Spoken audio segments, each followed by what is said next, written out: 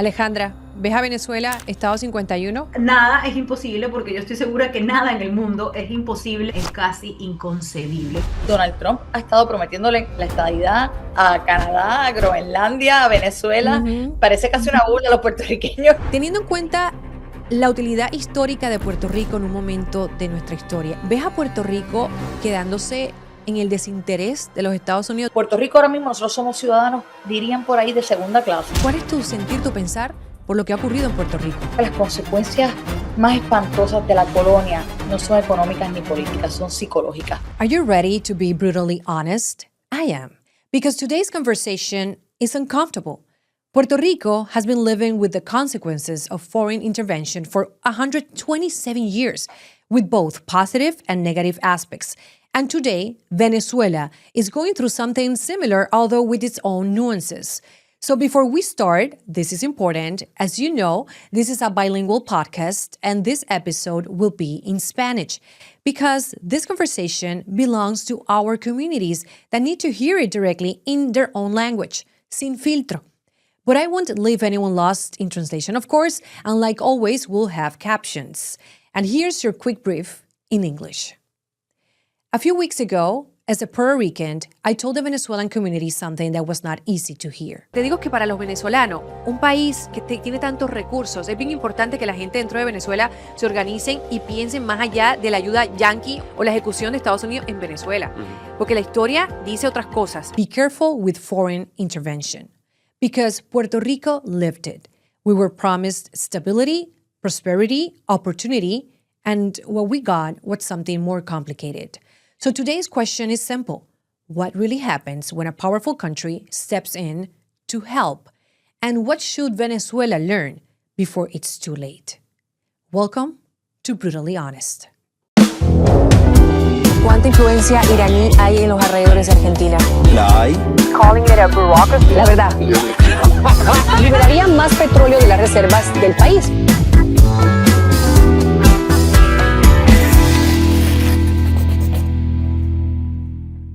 Hoy vamos a tener una conversación con dos mujeres que no hablan desde la teoría, hablan desde la experiencia. Una de ellas es Alejandra Orá, periodista venezolana que ha cubierto el mundo, pero lo más importante es que ha vivido el colapso de su país desde afuera y desde adentro. Y también tenemos a Alexandra Lúgaro, abogada, activista, empresaria, ex candidata a la gobernación de Puerto Rico, una de las pocas voces que decidió no jugar el juego tradicional. Pero antes de hacer preguntas necesitamos contexto, porque aunque son países muy diferentes en recursos, en tamaño e historia individual, no puedes entender esta conversación de Venezuela hoy sin entender lo que ya pasó en Puerto Rico. Y para eso les preparé un resumen histórico. Vamos a comenzar con el 1897. Puerto Rico era colonia de España y casi logra una independencia. España ya le había dado gobierno propio, parlamento, elecciones. Por primera vez iban a manejar la casa. Duró 4 meses aproximadamente, hasta 1898, que Estados Unidos le declaró la guerra a España. Puerto Rico no tenía nada que ver, pero nos convertimos en parte del botín. Con la firma del Tratado de París, sin preguntarle a nadie, la isla Puerto Rico cambió de manos. Luego, el peso, la moneda, fue reemplazada por el dólar a 60 centavos por peso. Esto ocurrió de la noche a la mañana. Fíjense que significó que el 40% de los ahorros, las propiedades, los negocios desaparecieron. Luego llegaron las corporaciones americanas y se quedaron con la tierra. Los puertorriqueños la trabajaban, pero las ganancias se iban. Para los años 30, más del 60% de la isla vivía en pobreza extrema. Llega el 1917, Estados Unidos necesitaba soldados. ¿Para qué? Para la Primera Guerra Mundial. Ahí llegó la ciudadanía americana y unos 20,000 puertorriqueños fueron reclutados casi de inmediato. ¿Ciudadanía? Sí, pero sin voto para el presidente, sin representación en el Congreso. Las leyes federales nos aplican, pero no elegimos a quienes las hacen. Eso sigue siendo igual hoy en el 2026. En este periodo también hubo momentos incómodos de la historia y la relación Puerto Rico-Estados Unidos. Por ejemplo, hablemos de Vieques. 60 años como campo de tiro de la Marina Americana. Tasas de cáncer documentadas, contaminación todavía sin limpiar en su totalidad. En otro episodio de la historia, las mujeres puertorriqueñas fueron sujetos de prueba para la primera píldora anticonceptiva. Esto en los años 50, sin consentimiento real, así como lo escuchan. Y para los años 60, un tercio de las mujeres en edad reproductiva habían sido, escucha esto bien, esterilizadas como política pública. Y no estoy hablando de conspiración, sino historia documentada. Luego llega una fecha importante, en 1952, Estado Libre Asociado. Trajo cosas importantes como un propio gobierno, inversión federal, infraestructura, eso cuenta. Pero el Congreso retuvo el poder de anular nuestras leyes. Sin tratados propios, sin futuro democrático propio, un término medio que sirvió mejor a la ambigüedad que a los puertorriqueños. En los años 70, el Congreso creó exenciones contributivas para atraer corporaciones americanas y funcionó. Llegaron empleos, creció la economía, pero en el año 96 las quitaron. Bill Clinton. Otra vez ellos decidieron. Las corporaciones se fueron, la economía colapsó y nunca se recuperó. La lección: construimos nuestra economía sobre una base que no controlábamos. Hablemos ahora de la Ley Jones del 1920. Todo lo que entra a Puerto Rico por barco tiene que venir en barcos americanos. Enviar un contenedor desde Estados Unidos a Puerto Rico cuesta el doble que enviarlo a República Dominicana. Ese costo lo paga cada familia, en cada compra de comida, cada medicina, cada galón de gasolina. 100 años después, la ley sigue, con algunas interrupciones, pero sigue. Porque un pequeño grupo se beneficia enormemente y nosotros no tenemos voto para pelear eso. Ahora hablemos de la famosa deuda de Puerto Rico. Para el 2016 tenía la mayor deuda en la historia de Estados Unidos, con más de 73,000 millones de dólares. Los gobiernos de ambos partidos pidieron prestado de forma irresponsable por décadas, no para invertir en proyectos que daban dinero, sino para gastos públicos. Wall Street vendió esos bonos sabiendo el riesgo. Cuando llegó el colapso, los fondos buitre compraron barato y cobraron caro. El Congreso respondió con una junta no electa con poder total sobre las finanzas de la isla, en una isla donde más del 41% de la población vive en pobreza. Y el talento se nos sigue yendo del país. Ahora, ¿quién se benefició de toda esta historia? Estados Unidos obtuvo posicionamiento militar por 125 años, exenciones contributivas corporativas, mercado exclusivo de transporte, cientos de miles de soldados en cada guerra, campo de pruebas para políticas de salud pública. ¿Recibió Puerto Rico algo? Sí, recibió ciudadanía, libertad de movimiento, programas federales, infraestructura. Eso es real y hay que reconocerlo. Pero la relación nunca fue entre iguales y nunca fue diseñada tampoco para hacerlo. Y eso nos trae a hoy. Cuando una potencia extranjera entra a un país con promesas de estabilidad y prosperidad, la pregunta no es solo qué es lo que trae. La pregunta también es a qué costo, para quién y por cuánto tiempo. Y eso nos lleva a la conversación de hoy. Bueno, creo que ya he dado mucho contexto histórico y quiero comenzar preguntándoles contigo, Alejandra, cuando escuchas toda esta historia sobre Puerto Rico, emocionalmente, ¿qué sientes y te conecta de alguna forma con lo que estás viendo en Venezuela? Mira, yo creo que no debemos tomarlo como una comparación directa, pero sin duda una experiencia, porque Puerto Rico, esta hermosa isla, lleva sin duda más de un siglo bajo la influencia de Estados Unidos en una zona que muchos, y sin duda lo es así, se considera una zona gris, un territorio que no es independiente, pero que tampoco es un estado. Y lo más interesante de este caso es que a pesar de que ustedes no hayan perdido ni la identidad cultural, ni el idioma, ni el sentido de pertenencia, sí perdieron las decisiones finales y una autonomía real. A mí me queda como una alerta o una enseñanza, porque también estamos en una América Latina, a la ocasión cuando pasó esto hace ya bastante tiempo, de entender cómo sería ahora la influencia y la decisión de poder en Estados Unidos en el caso de Venezuela, teniendo en cuenta que Venezuela ya tiene 25 años viviendo una realidad diferente a la que se encontraba Puerto Rico cuando fue tomada por la influencia de Estados Unidos. Entonces,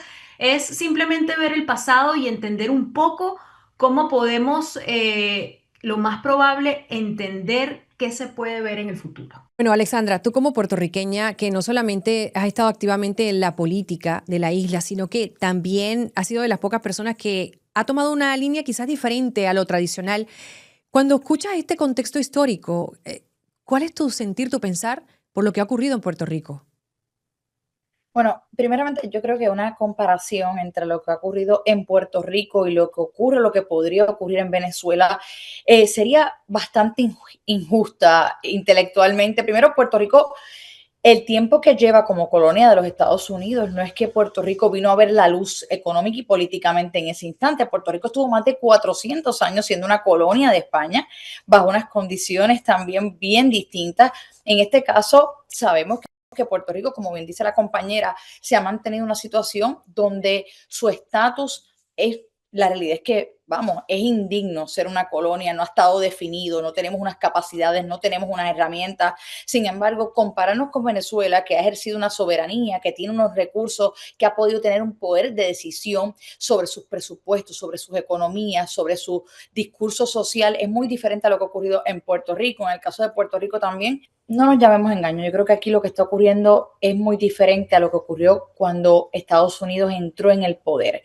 Y hay que ver ese contexto histórico donde también hay cierta negligencia compartida entre lo que ha sido la gobernanza, pero también la administración que ha habido por parte de los propios puertorriqueños. Yo creo que ahí también hay que asumir un poco de la responsabilidad que hemos tenido en lo que ha sido nuestro colapso económico y la posterior quiebra. Una quiebra que nos llevó con esta situación colonial a tener una junta de control fiscal, que yo creo que es lo que marca toda la diferencia de lo que Puerto Rico hoy vive. Tenemos 7 individuos que nosotros no escogemos, que tienen más poder que nuestra gobernadora y que nuestro poder legislativo. Así que aquí gobiernan 7 personas que fueron escogidos por un presidente por el que no podemos votar, de un universo de personas situados ahí por un Congreso por el que tampoco podemos votar. Y estas personas deciden cómo Puerto Rico utiliza su economía, su presupuesto, el dinero que es generado con las contribuciones. Así que yo creo que es mucho más complejo que simplemente comparar Venezuela con Puerto Rico. Son circunstancias muy distintas y ciertamente Puerto Rico ha vivido una relación muy diferente con Estados Unidos a lo largo de los años.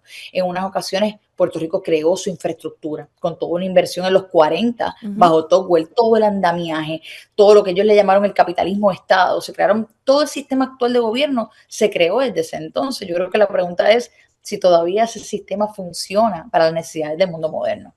Y esa es la pregunta clave, y yo creo que ahí volvemos al tema Venezuela, aunque son lugares completamente diferentes en recursos, en tamaño, en población, en historia también. Aquí hay un punto que yo lo veo como denominador común, y es que ahora mismo en Venezuela, Alejandra, Estados Unidos ha sacado a Nicolás Maduro bajo un lineamiento de temas legales, ¿no? Como involucrado en supuesto narcotráfico, y lo llevaron a una prisión en Nueva York.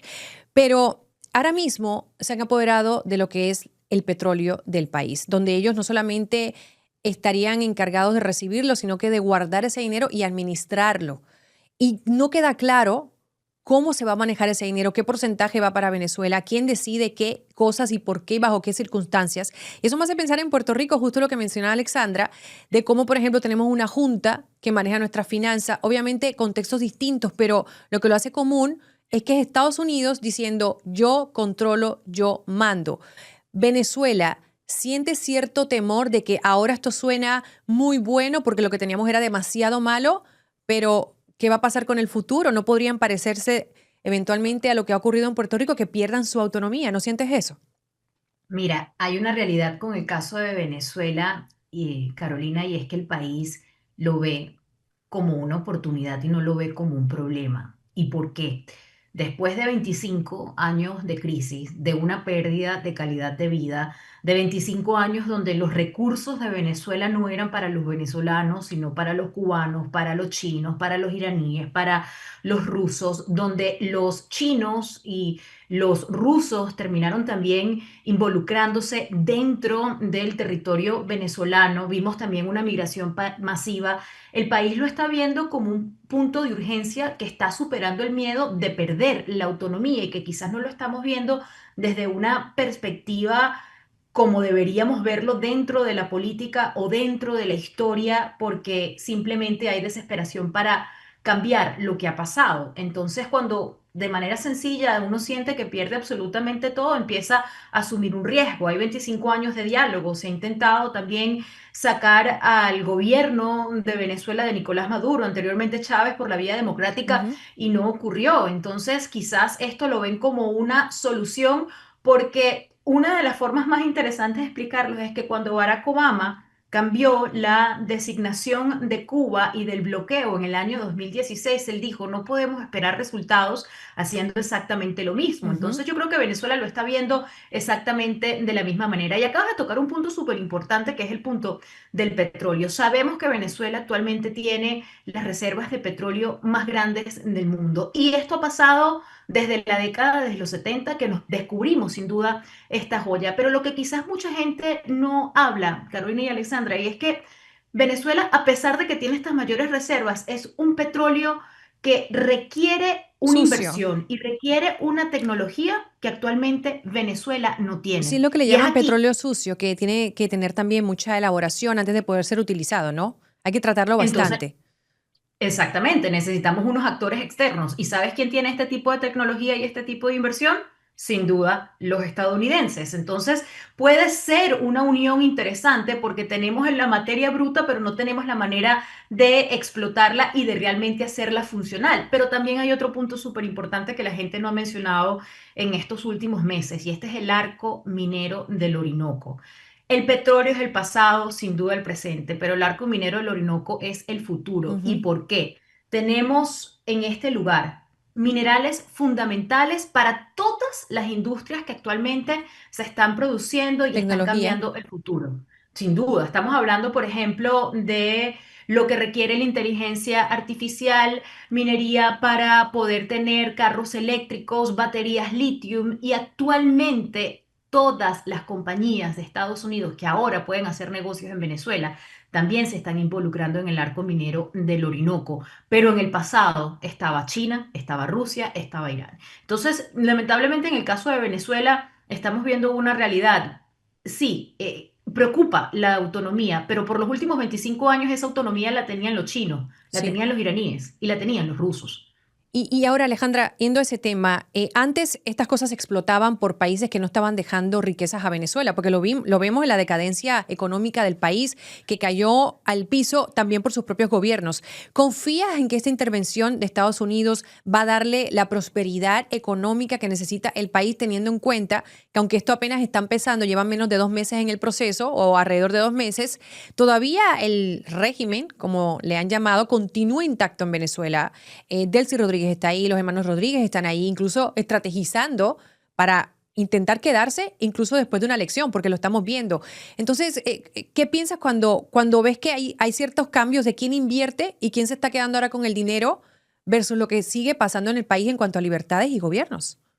La confianza es algo muy difícil de poder asimilar y entender. Por un lado, tengo la postura de la periodista que entiende que esta realidad simplemente está cambiando de manos y que bajo la historia, quizás las manos estadounidenses pueden ayudar mucho más a una mejor economía y a una inversión extranjera con más seguridad. Venezuela tuvo muchísimas relaciones con Estados Unidos, donde fue un país muy próspero en la década de los 70, en la década de los 80. Venezuela en esta época, incluso hasta principios de los 90, tenía unas relaciones y una economía muy robusta que daba mucho de qué hablar en Estados Unidos Sí. y que hizo grandes industrias que hoy en día son industrias petroleras de Texas y de Nueva Orleans. Sin embargo, las cosas han cambiado y yo creo que la credibilidad política a nivel global ha perdido una confianza. Entonces, ¿a mí qué es lo que me preocupa? A mí me preocupa que Venezuela se quede en este status quo, que se quede la familia Rodríguez, porque no es solo de él, sí, también es Jorge Ujú. Rodríguez, y que Venezuela simplemente se mantenga con el socialismo slash comunismo que tenemos hoy en día, de la misma forma, con una mayor apertura financiera y quizás una mayor apertura capitalista. Claro. Sin duda, creo que la conversación tiene que ser otra, tiene que enfocarse más en entender si esta transición que se habló va a pasar en el futuro inmediato, que no tenemos que esperar después de 2 años, Ujú. y qué es lo que se va a hacer con esta transición para poder garantizar que va a ser de una manera democrática. Sí. Esta tiene que ser la verdadera pregunta. Debemos preocuparnos en esta inversión después, porque no vamos a hacer nada en este momento analizando algo que va a ser innecesario si otra persona toma este poder, porque Sí. si lo vuelven a Pero tomar los estadounidenses, los iraníes o los chinos, sí. ¿qué importa lo que está pasando actualmente si la política sigue Sí, igual? yo insisto en que tienes razón, pero insisto en que tienen que tener lineamientos a que a futuro, cuando Estados Unidos quizás se desinterese por Venezuela o haga otro tipo de planes, pueda Venezuela no perder lo que lo hace rico, que se ha explotado erróneamente en lo anterior, pero la idea es que venga un gobierno que lo pueda explotar para su propia gente. Entonces aquí voy con Alexandra y Puerto Rico, porque escuchamos a Alejandra hablar de esta línea de intereses realmente económicos, es lo que es de Estados Unidos con Venezuela. Y a esto me viene a la mente el tema de Cuba, que también se habla de que próximamente podrían entrar en negociaciones económicas. Y digo económicas porque es la línea que está tomando Estados Unidos directamente y siendo muy honestos y frontales con Cuba. Teniendo en cuenta la utilidad histórica de Puerto Rico en un momento de nuestra historia y ahora viendo cómo el mundo está cambiando, Alexandra, donde tenemos esto de Venezuela, próximamente Cuba, Groenlandia y todo lo que está ocurriendo, ¿ves a Puerto Rico quedándose en el desinterés de los Estados Unidos de una forma tan brutal que ya ni tan siquiera nos mencionen? ¿Cómo lo ves tú? Mira, así como no veo a Estados Unidos tomando control de Venezuela y que ocurra exactamente lo que ha ocurrido aquí, yo creo que hay que ser honestos también con el tema de la Junta de Control Fiscal en Puerto Rico. La Junta no llegó, como dicen por ahí, de golpe y sopetón. Funcionarios electos del gobierno de Puerto Rico, nuestro gobernador, nuestro comisionado residente, fueron a pedir la Junta de Control Fiscal por ridículo, por vergonzoso y por indigno que eso se escuche. Fueron a pedirlo porque lo vean como la única herramienta para salir de un quiebre fiscal, un quiebre que no permitía que Puerto Rico pudiera tener acceso a los mercados financieros, que no pudiera reestructurar su deuda. Llegó el momento en que la deuda era impagable, así es que lo vieron como la única medida de rescate. Más allá de eso, no veo que una situación como la que ocurre en Puerto Rico con el control estadounidense pueda darse en Venezuela por un sinnúmero de razones. Primero, que Venezuela como país soberano ya han probado eso de tomar sus propias decisiones. Ciertamente puedo entender que viniendo de una dictadura donde no se respeten sus derechos democráticos o voluntad democrática en las urnas, claramente lo que está ocurriendo suena muchísimo mejor que lo que tenían. Y ellos dicen, ¿por qué no? ¿Por qué no intentar una relación comercial con los Estados Unidos? Yo creo que también hay que enmarcarlo dentro de lo que está ocurriendo con la política pública en los Estados Unidos en la actualidad. Empezando con las visitas que hizo el secretario de Estado Marco Rubio una vez inició esta administración, las negociaciones que se han hecho con toda América Latina. Ciertamente el obstáculo principal, lo que ha sido la política principal de Donald Trump ha sido, no vamos a permitir que los chinos o los rusos sigan creciendo en lo que sería nuestro hemisferio. Sí. Y han llegado a un sinnúmero, comenzaron con esta guerra arancelaria, que de por sí había muchas de las cláusulas que lo que involucraban era cómo sacamos poco a poco los chinos y los rusos. Ahorita Alejandra dijo algo que me estuvo bien importante, y es que el principal beneficio de Venezuela quizás no estriba en el petróleo, es precisamente en las tierras raras. Las tierras raras se han centrado como este recurso, el recurso del futuro. Si vamos a los países que tienen un mayor dominio de tierras raras, ¿cuáles son? China, Vietnam. En cuarto lugar está Rusia, o sea que tienes a China y a Rusia en los primeros 4 lugares. Ciertamente Venezuela representa un gran activo para los Estados Unidos en cualquier conversación en cuanto a este recurso.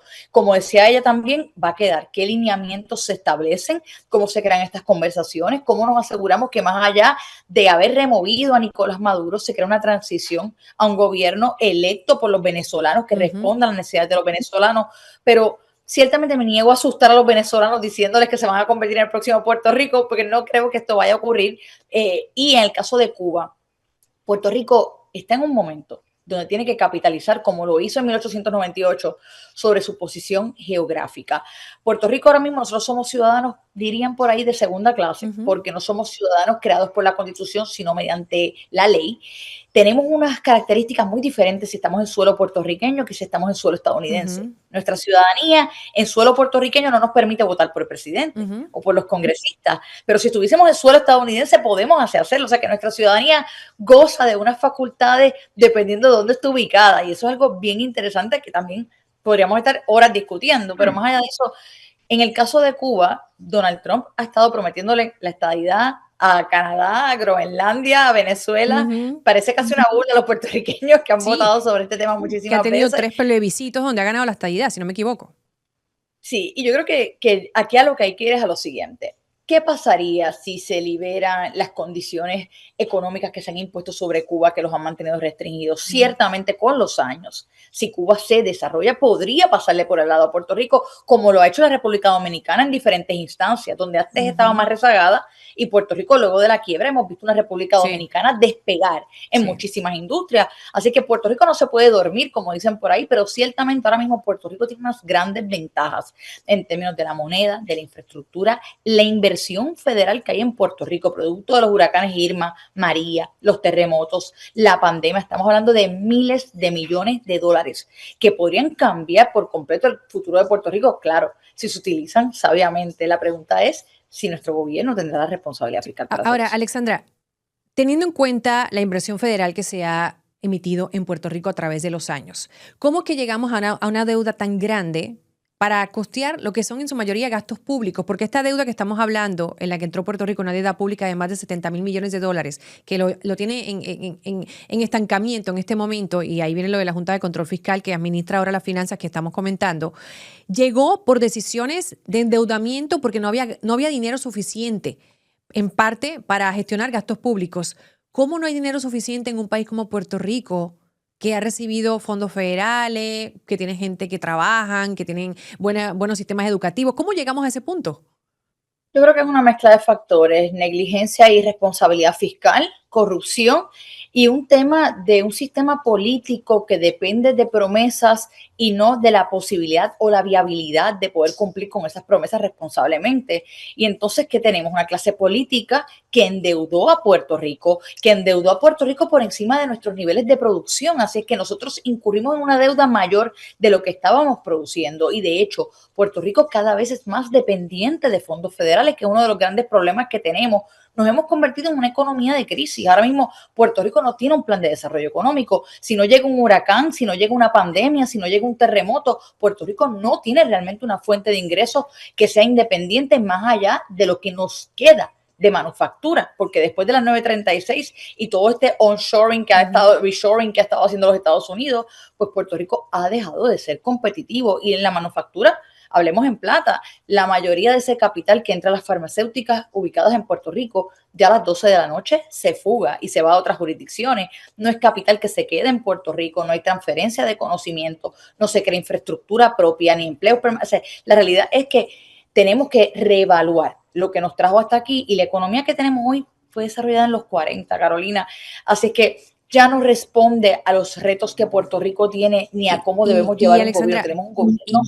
Y a tu argumento de esas políticas obsoletas, ¿quiere decir que el sistema actual de Puerto Rico, de ser un Commonwealth, un Estado libre asociado, ya colapsó y no funciona? ¿Y crees que Puerto Rico puede salir de estas estrategias que han tratado de implementar, que han sido disfuncionales, sin resolver el tema del estatus? Y esto siendo honestos, porque hay una disyuntiva en Puerto Rico sobre esos asuntos. Hay gente que dice, no, sin resolver el estatus podemos tener buenos gobernantes y mejorar la situación, pero hay otros que dicen, es que no hay forma de tú echar para adelante un país realmente a toda su capacidad si no tienes la libertad y la soberanía de tomar decisiones absolutas y negociar con el mundo. Me está siempre curiosa esta frase de Estado libre asociado, porque ahora mismo no somos ni Estado, ni libres, ni asociados. Hemos acabado sin esas tres características, y cuando hablamos de lo que está ocurriendo, siempre el tema de estatus ha sido central en la discusión pública.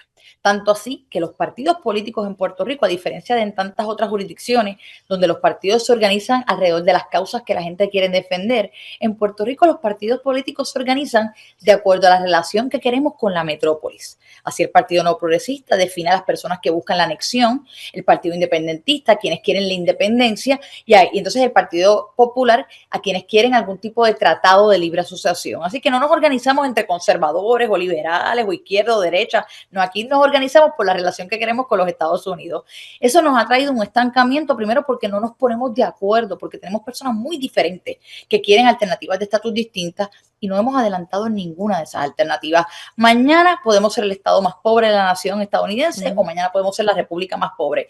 Hasta que no mejoremos claramente la administración en Puerto Rico gubernamental, la responsabilidad fiscal, las cosas no van a cambiar. Pero Puerto Rico está en un momento, hay una dicotomía bien interesante y también triste, porque Ciertamente el estatus va a ser importante para salir de donde estamos, para tener soberanía, para tomar decisiones propias, para Ujú, desarrollarnos, para competir, para insertarnos en el mercado global. claro. Pero por otro lado, hay unas restricciones que nos pone el estar con los Estados Unidos que quizás, y esto es horrible que lo tengan que decir, que quizás nos han salvado en muchas instancias de un peor mal, que es un gobierno que está plagado de corrupción y de intereses, que Mm. están luchando por ese botín de fondos federales.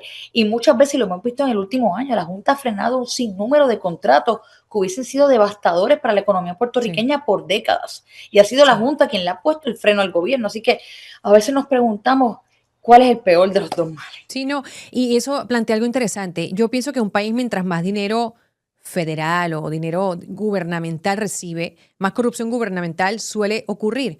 Y cuando hablamos de empresa privada, obviamente hay más reglamentación, sin embargo, la empresa privada también tiene sus métodos de llevarse dinero también de más, y lo estamos viendo incluso en la propia administración de Trump, que ha sido abierto en cómo ha hecho negociaciones con Arabia Saudita y con un montón de países, aprovechándose, ¿no?, de su posición como presidente. Entonces ahora voy con Alejandra, que está aquí escuchando todo esto sobre Puerto Rico. Ale, quiero, a raíz de escuchar a Alexandra hablar de cómo los gobiernos internos han utilizado esa relación con Estados Unidos a su beneficio, de acuerdo a lo que ellos quieren para la isla, y a veces hasta mintiendo, pero para llegar a los cometidos que ellos tienen en mente. Volviendo a Venezuela, estamos viendo, y le digo esto porque aunque es diferente, tiene ciertas similitudes. Estamos hablando de una relación económica de un país muy poderoso que entra a otro país, y aunque Venezuela tiene soberanía, tenemos un grupo que quiere aferrarse al poder y tenemos otro que está tratando de conseguir la oportunidad de que los dejen hablar, expresarse para ganarse el favor del pueblo y ganar a través de una elección nuevamente, como ya ocurrió. Pero viendo esta situación, ¿cómo crees que mejor se puede manejar la situación interna en Venezuela para evitar cosas como lo que menciona Alexandra en Puerto Rico? Es decir, ahora mismo María Corina Machado, que es la líder de la oposición, no está en Venezuela. Y la última conversación que tuvo con el presidente Trump y con Marco Rubio, que ha sido líder en este movimiento de ajedrez que hemos visto en la geopolítica, le dijeron a ella que no regresara a Venezuela todavía porque no podían asegurarse no podían asegurarla, no podían darle garantía de seguridad. Y le hablaron de incluso regresar dentro de año y medio, 6 meses antes de lo que ellos piensan podría ser la próxima elección. ¿Cómo ves tú esto? ¿Te preocupa o crees que es parte de una estrategia mayor? ¿Cómo lo estás analizando tú, Alejandra? Hay una ambigüedad en la realidad de Venezuela. El hecho de que María Corina Machado anunciara hace aproximadamente ya casi un mes como un gran anuncio de que ella iba a volver a Venezuela, y la cito, en las próximas semanas, y después ocurra este comunicado por parte del gobierno de Estados Unidos y se ausente su regreso, sin duda genera muchísima preocupación. Pero también hay otra realidad, y es que la oposición venezolana, aunque ha mejorado su protagonismo dentro del gobierno de Estados Unidos después del 3 de enero, que sinceramente la primera declaración del gobierno de Donald Trump, cuando él dice que María Corina Machado era una mujer que no tenía el respeto de Venezuela y que no podía liderar, nos preocupó a todos, porque la forma que hablaba de Delcy Rodríguez y la manera que hablaba de María Corina Machado era completamente diferente. O sea, la antagonista en esta primera conversación era María Corina y no era Delcy Rodríguez. Ujú. Pero hay algo muy preocupante para mí como venezolana y como periodista y como una persona que entiende la política venezolana. En estos últimos 3 meses, Carolina, ya vamos al cuarto mes con el mes de abril, la narrativa de Delcy Rodríguez no ha cambiado. La narrativa de Delcy Rodríguez ha mejorado con los meses, donde dice, y lo cito, que es una muy buena dama, que ha cooperado de una gran Ujú. manera, que se está haciendo todo lo que ellos quieren. Y sí, insisto, un punto súper importante.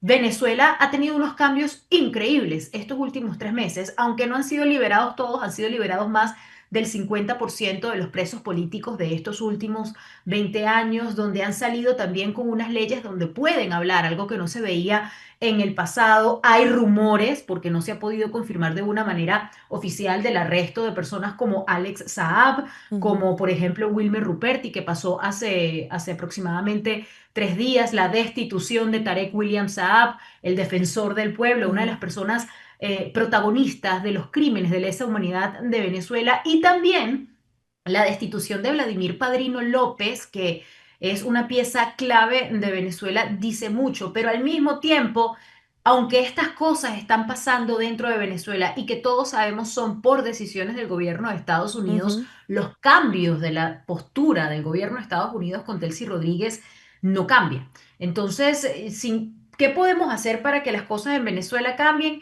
No vamos a cambiar el rumbo del barco con la misma persona como capitán. Y aunque Delcy Rodríguez no sea Nicolás Maduro, ni sea parte de el original del chavismo del siglo XXI, Delcy Rodríguez sí es una parte fundamental del comunismo de Venezuela y de la represión.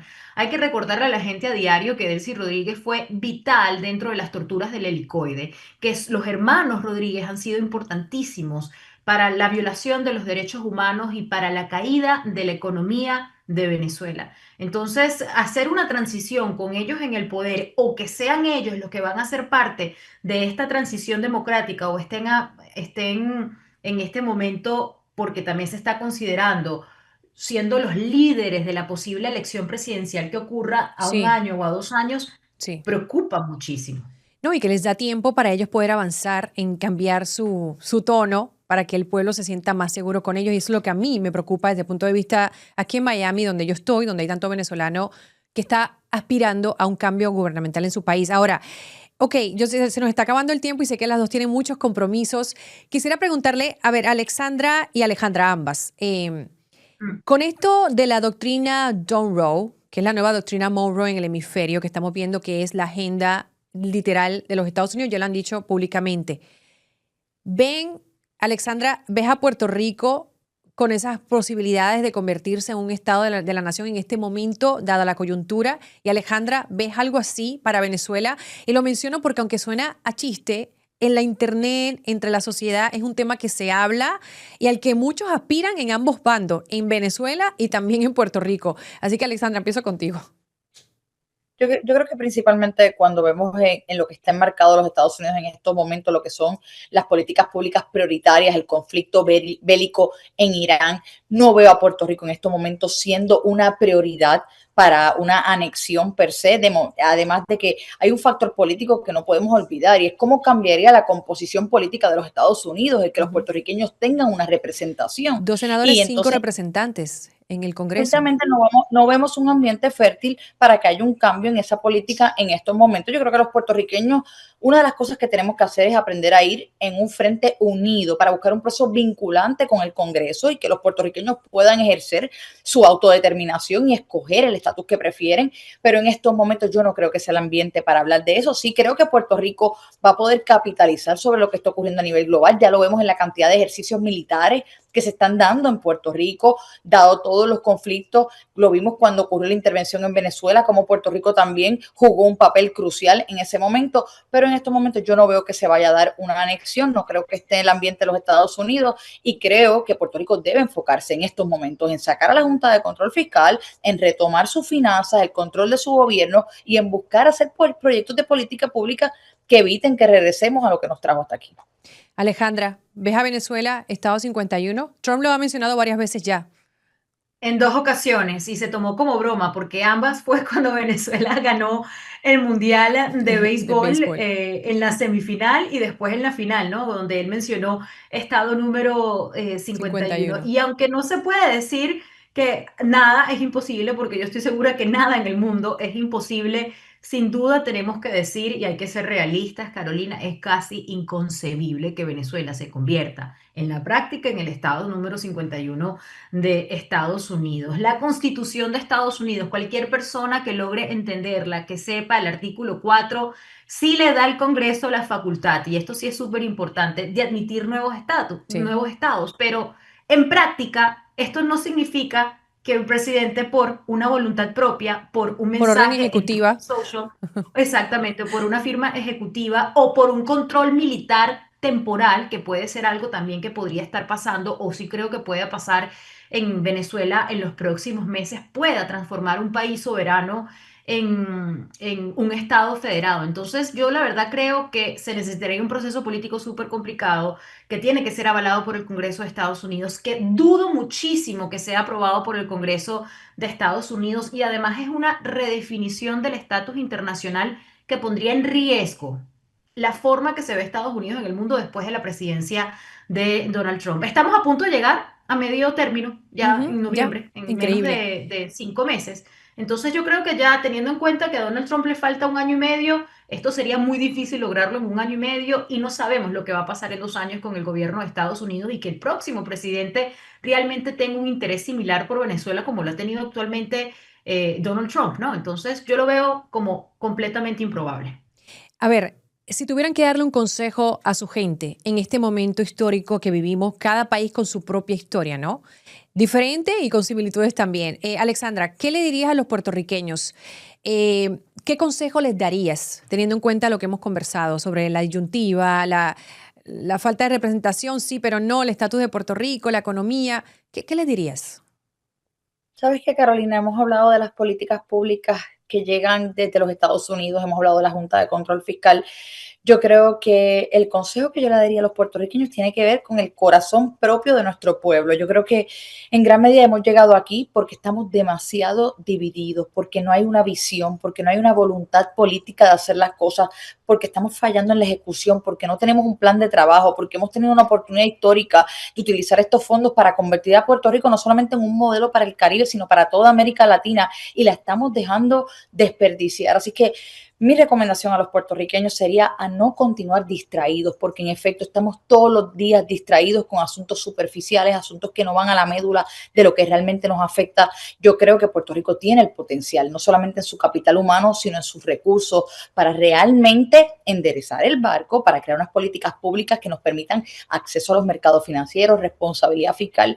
Y cuando estemos sólidos, cuando estemos fuertes, yo les aseguro que vamos a poder negociar la salida del estatus colonial indigno en el que nos encontramos, ya sea hacia la anexión o hacia la independencia o a la libre asociación, según escojan los puertorriqueños, pero que sea un estatus no colonial y no territorial al final del día, pero eso no es de la noche a la mañana. Creo que nos toca recomponernos, fortalecernos internamente, enderezar las cosas y nosotros también tener valor de quienes somos. Yo creo que las consecuencias más espantosas de la colonia no son económicas ni políticas, son psicológicas. Hemos perdido la capacidad de pensar que podemos hacerlo, que podemos hacerlo solos, y yo creo que hay que empezar a derribar eso. ¿Correrías nuevamente para la gobernación? Y si es así, ¿qué es lo primero que harías, Alexandra? Y te hago esta pregunta porque los que quizás no te conocen, que están viendo esto, Alexandra se postuló para la gobernación, fue de las primeras que se lanzó como independiente, básicamente rompiendo, ¿no?, la estructura tripartidista o bipartidista, podemos decir que había en Puerto Rico. ¿Lo harías otra vez? Y si fuera así, ¿qué es lo primero que realizarías en la isla para poder Mira, cambiar en la rueda en la que nos Carol, encontramos? no es algo que esté pensando en la actualidad. Si me moví de la política a las comunicaciones es porque entendí que cambiar esta jurisdicción electoralmente requería de que las personas se educaran y se informaran de una manera distinta, mientras las personas recibieran su información de los mismos mecanismos que llevaban escuchando toda la vida, no iban a tomar decisiones distintas. Así que creo que estoy haciendo una gran labor de poder educar, de poder informar adecuadamente, pero si tuviese la oportunidad de por lo menos regir lo que es el gobierno de Puerto Rico, yo creo que la diferencia va a estar en el equipo de trabajo. Está en escoger personas competentes. Si Puerto Rico algo le ha pasado durante el pasado año es la escasez de liderato competente. Si cada agencia estuviese al mando una persona con las competencias, educación, salud, seguridad, todo sería muy distinto, pero tenemos personas que no tienen las competencias para estar en esos puestos, y más allá de eso se ha permitido que la pugna de intereses económicos en Puerto Rico sean quienes realmente tomen las decisiones. Las decisiones no se toman pensando en el colectivo, se toman pensando en cómo se beneficia cada cual. Así que yo creo que hay que tener políticas públicas para trabajar con la corrupción y hay que tener un buen equipo de trabajo. Nada más que por eso las cosas comienzan a cambiar. Alejandra, para los venezolanos, teniendo en cuenta lo que hemos hablado de Venezuela, esta intervención ahora económica de Estados Unidos, que puede ser una oportunidad, pero hay que manejarla inteligentemente, dada la circunstancia de que el poder continúa en manos de los mismos. ¿Cuál es tu mejor consejo? Ahora te lo pregunto como venezolana, más allá de como periodista, para tu gente. Carolina, antes de dar mi consejo o mi reflexión como venezolana, sin duda Alexandra sigue en la política. Lo que pasa es que ahora está en el cuarto poder. Y Sí. yo creo que las personas que entienden el poder que tenemos todos los periodistas o todos los comunicadores con un micrófono y con una pantalla como esta, nos damos cuenta que es mucho más importante y más libre que la política en general, porque cuando Ujú. uno llega a la política comienzan los intereses, comienzan los problemas y no puedes realmente hablar con libertad. A veces hace uno mucho más con esta trinchera y con esta comunicación y con esta libertad de lo que pudieran hacer en la política. Al final yo creo que todo periodista quiere cambiar algo de su país o del mundo Totalmente. y no todos quieren tener un puesto político para poder hacerlo. Entonces, por eso me llamó la atención esta comparación de Alexandra. Y ahora bien, para los venezolanos, ella también mencionó algo muy importante que me sentí identificada con Venezuela, Carolina, y es que estamos sufriendo un problema psicológico, que esto también ha afectado la psicología del venezolano Ujú. y sin duda lo ha hecho en estos últimos 25 años. Quizás por todos los golpes que hemos recibido estos últimos 25 años y porque en Venezuela hasta de forma jocosa se dice que es Narnia, porque es que hay cosas que Mm. pasan tan increíbles que uno piensa que es una película de ficción. No nos hemos dado cuenta que lo que ocurrió el 3 de enero no fue un acontecimiento político, sino un acontecimiento histórico, que Venezuela en este momento está viviendo una parte vital de la historia de su país y no solo de la historia política. Yo sí me he dado cuenta de algo en estos últimos años y es que después de las protestas del año 2017, donde más de 200 personas lamentablemente fallecieron en estas manifestaciones, centenares más terminaron en las cárceles, muchos venezolanos dentro del país decidieron hacer, no voy a decir la vista gorda, pero ignorar la realidad política y empezar a trabajar en Venezuela por ellos mismos, ya ni siquiera por Venezuela. Entonces yo creo que mientras la gente siga haciendo el trabajo con calma, sigan entendiendo que se puede seguir construyendo país, manteniéndose dentro de lo que se pueda, alejado de esta realidad política, podemos esperar con calma para entender qué es lo que va a pasar con este desarrollo histórico de Venezuela. Nunca habíamos visto algo como lo que ocurrió el pasado 3 de enero. Ojalá, y lo digo como venezolana, es mi mayor deseo que esta nueva realidad venezolana y estadounidense, que esta nueva influencia en Estados Unidos, que esta nueva apertura de la Embajada de Estados Unidos, el hecho de que lleguen petroleras estadounidenses, que se encuentren en estos momentos compañías estadounidenses en el arco minero del Orinoco, se convierta en una producción de riqueza para los venezolanos, para Ujú. volver a tener esta grandeza que teníamos en Venezuela en la década de los 70 y en los 80 y que no sigamos haciendo los demás ricos. Mantengámonos con cautela, sin duda, no hay que volverse en estos momentos radicales y a los venezolanos que están como yo en el extranjero, creo que la mejor recomendación que les puedo dar es que tenemos que seguir recordándole al mundo entero, porque a veces la gente no entiende nuestra disyuntiva política o nuestra realidad política, que los Rodríguez no son aliados de la democracia de Venezuela o no son aliados de la democracia en general, que los Rodríguez son aliados a sus propios derechos y a la represión de los derechos humanos, políticos y económicos de Venezuela. Totalmente, y me encanta haber tenido esta conversación con ustedes dos porque son mujeres que pues admiro, que se han dedicado a educar. Alejandra por tantos años a través del periodismo y Alexandra a través de la política y ahora en el Cuarto Poder, que es el periodismo, en su programa también en Tele 11 Puerto Rico, ¿correcto? En Tele 11 Puerto Rico, que Eso, estás haciendo una gran eso así, labor. para mí ha sido un privilegio increíble conversar con ambas.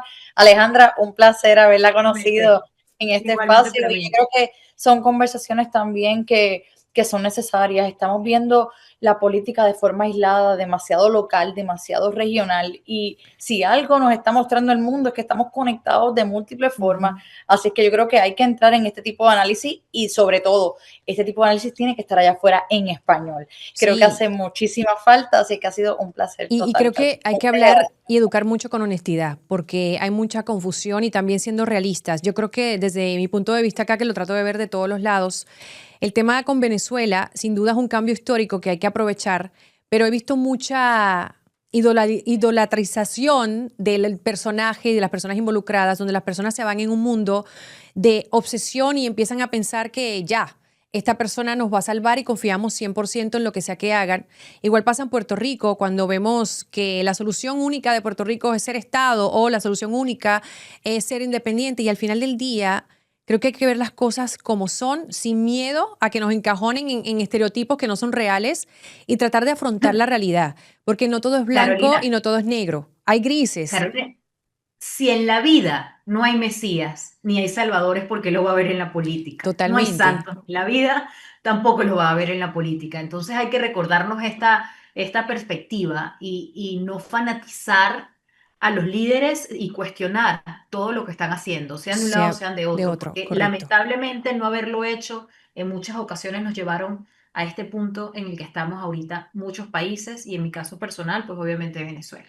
Exactamente. Y bueno, por supuesto, yo desde mi parte le deseo lo mejor a mi isla Puerto Rico, que estamos cansados de ver el declive y queremos ya ver avances. Uno se cansa. Y a Venezuela, por supuesto, después de tantos años de represión y de lo que le han llamado chavismo, ¿no? Que para muchos ya eso no existe, pero lo que han llamado chavismo, que puedan ver aires de cambios. Así que ambas, Alexandra Lúgaro y Alejandra Orá, muchísimas gracias por su tiempo. Gracias Gracias, a ti, gracias por la invitación. gracias, Gracias a Carolina. ambas. Bueno, comencé esta conversación como una mujer puertorriqueña hablándole a los venezolanos sobre tener cuidado y sigo creyendo en eso. Pero también creo que la respuesta nunca es solo la cautela. La respuesta es la preparación, es la soberanía, es tener exactamente ese tipo de conversaciones honestas, la que acabamos de tener, antes de que el acuerdo se firme, no después. Porque Puerto Rico firmó un acuerdo hace 127 años y todavía estamos entendiendo los términos y viendo sus efectos. Venezuela aún tiene una elección. Esto fue Brutally Honest. Yo soy Carolina Rosario. Nos vemos en el próximo episodio.